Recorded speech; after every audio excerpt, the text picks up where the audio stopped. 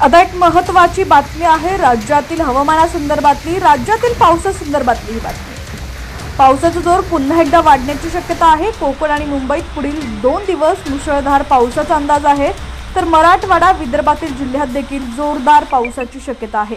उत्तर महाराष्ट्रात देखील काही जिल्ह्यात मुसळधार पाऊस होऊ शकतो।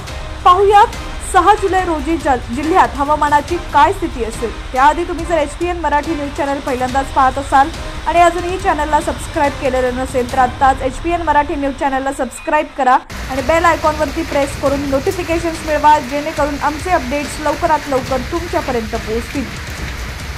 मुंबई वगळता कोकणातील सर्व जिल्ह्यांना ऑरेंज अलर्ट देण्यात आलाय, तर मुंबईला येलो अलर्ट देण्यात आलाय।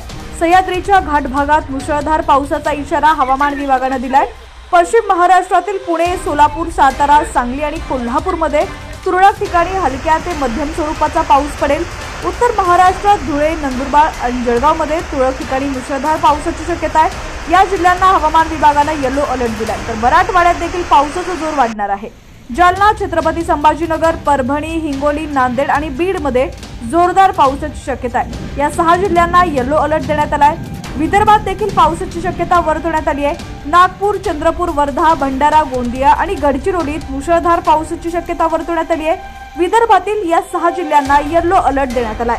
दरम्यान आता राज्यातील तुमचा जिल्हा कोणता आहे आणि तुमच्या जिल्ह्यातील हवामानाची काय स्थिती आहे, कमेंट्सच्या माध्यमातून नक्की कळवा। हीच बातमी तुम्ही फेसबुकवरती पाहत असाल तर आत्ताच आमच्या HPN मराठी न्यूज या फेसबुक पेजला देखील नक्की फॉलो करा।